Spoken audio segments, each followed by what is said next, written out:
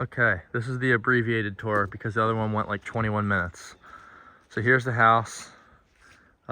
We can comment on dimensions later. It's about 26 feet wide for the main building and 10 or 12 for that lean-to. Come in the front door. Nice slate entryway. And it does. Turn to the left, barn door. You have a closet. This has to be abbreviated, but I appreciate my assistance demonstration. Washer and dryer in here, bathroom in here. You notice the 45-degree angle on the shower. I really like it because this is like a 5 or 6 foot wide by 8 feet deep bathroom, and you have plenty of space to navigate. Plenty of room for activities. Yes, exactly. Bedroom, definitely a guest bedroom, although I would be perfectly happy with it. Large dresser, pretty limited on the space on the other side of the bed. This is a queen bed. You can do it, but you wouldn't necessarily want to do it every day. As in, well, do it of course, but get out of the bed, I mean. Don't forget, what? Don't forget the family portraits Right. on the wall. Yes, you could put all your family members there. It's very important. Yep. Anyway, doorway, I think that's to like basement or something. Or it's actually it's probably a utility closet. That's what it is because there's a closet there. Anyway, nice big, we're back to the entryway. That's a 36-inch, sounds good, 36-inch deep counter, and it's 10 or 12 feet long. Very spacious.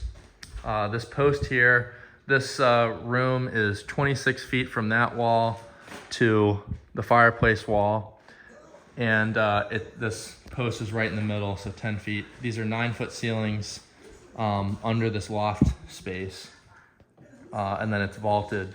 I'm standing in the living room currently, Al. So it's very nice. This is a very usable sized living room, and then you have this 8-foot wide by 10 or 12 foot deep dining area. You can imagine, and then this nice sliding door. We would definitely do something like that. You can imagine this kitchen is 8 feet from this counter here to this wall, and then I think 14 or so feet deep. You can imagine if this was in a lean-to porch area, or not porch, but the enclosed lean-to. This deck here is 8 feet deep. So you can imagine if this kind of L of the kitchen was just translated into there, and then this wall was open, you could still have this island. You could have a large island, you know, something this size, and feel very open when you go from the kitchen to, you know, dining room table here, or just make a really huge, you know, chef's kitchen, and have plenty of space for a very large table. I do like this post. It kind of divides up the space, maybe cuts down on your options a little bit as far as flexibility to, you know, move around your dining room or whatnot. But, you know, you can imagine you have a nice big 8x8, you know, oak post there. It would look pretty cool. Not going to opine about the details of this versus our floor plan. However, you can imagine that, you know, if the staircase was up against the wall going up, and then, you know, that's the back of the house, if you will, and then that's the front of the house with the kitchen here, and then your stairs going up like that, and then stairs going down like this, or vice versa, depending on the loft situation. You come up this spiral staircase.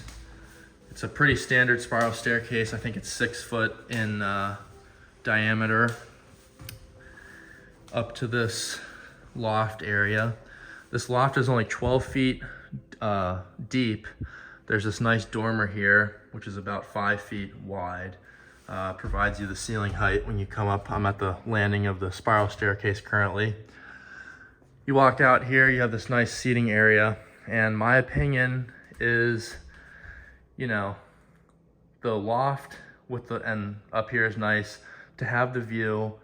Yes, it's not great for noise, but even this house with these wood plank ceilings, there's not a huge echo. And certainly with a little bit of acoustic treatment, it could be reduced a lot more. I think if we did do this, just to have like a 6 foot wide area here, even if it was just the stair landing, to have a nice chair, a lamp, a side table, you know, you can have your headphones set up, whatever. You know, even if it is just for decoration, I think that's a great feature to have. It's so nice to just be able to sit up here and look down, even for the, you know, 20 minutes I've spent doing that on this one night Airbnb stay. So anyway, this loft here, it's 12 feet deep, and you notice there aren't any knee walls here. So this roof, it's steeper than 1212. It's a very steeply pitched roof, presumably for snow shedding up here in upstate New York. But you can imagine if you had a knee wall that started, you know, at 4 feet, so roughly this level, and then your roof only started, your ceiling here only started from there, you could have easily a TV set up or something up against that wall and have usable floor space to, you know, roughly here. So another 4 or 5 feet of width on either side. And then you can imagine if this basically whole area was a shed dormer, and I think in reality it would be on the other side with my whole, you know, that's the front and that's the back with the stair landing. But in any case, because the examples here, if this whole width was a shed dormer and you had ceiling height all the way to that, you know, that wall there, you could have a bed here that stops here.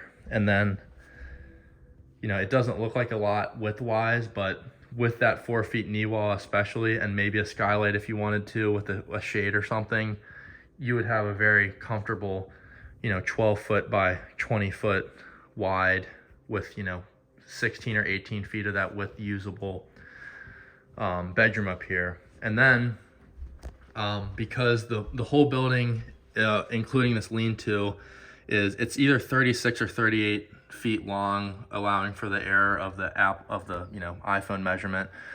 You can imagine having a bathroom here, or just fitting it in somewhere, like, you know, that's the bathroom there in this house. You can see the vent fan there. You know, bathroom there, office here, or that's your bedroom, this is your office space. You know, you have your landing, you have a barn door or something, and then you have bathroom, bedroom. So you have 2 very comfortable rooms up here, and a bedroom on the first floor. I think it's a great combination. So my brief video ended up being 8 minutes long. I'm gonna go a little bit over, but the first one was 21 minutes. So anyway, that is the tour. I'm not gonna go out to the backyard. We need to boogie here, but you have a nice deck out there, fire pit. And you know, if that fire pit area there was the original area that I cleared, and then you walk up to where the house site is, this is basically kind of the size of the yard that I'm thinking. And of course we can take more if we want, but definitely plenty of room for, you know, frisbee tossing and dogs, right? Well, dog, single, possibly plural, hopefully, maybe. Well, outdoor cats. Well, you gotta let the cat just follow its heart, you know? Yeah. Frederick says that cats get like ticks and fleas though. Yeah, so. they do. Yeah, so. Anyway, well, maybe we could just get like a pet tiger or something. I've never had an I hear outdoor that. cat. I hear that pet tigers work out really well for people. Well, Anyway, last comment, this sliding door, you know, there's a great effect with the light, and same thing with these windows. You know, window there, unfortunately there's no window there. I kind of don't understand that. But then these 3 here, I think they're 30 or 36 inches wide by 48 inches. So a little bit larger than standard, but you know, even that one, 2, sorry for the motion sickness, 3, 4, 5 windows gets you a very nice effect for not a whole lot of money. And then this standard size sliding door, and then this additional pane here, you know, you can do a nice door like that for, you know, I got my one on sale for $500 plus whatever that would cost, $1,000, and you have yourself a very nice wall of glass. So that's an idea of what we're looking at. You know, you could buy the accordion folding door and spend 10 grand, but no thanks. So that concludes the tour. We're at 10 minutes, so good deal.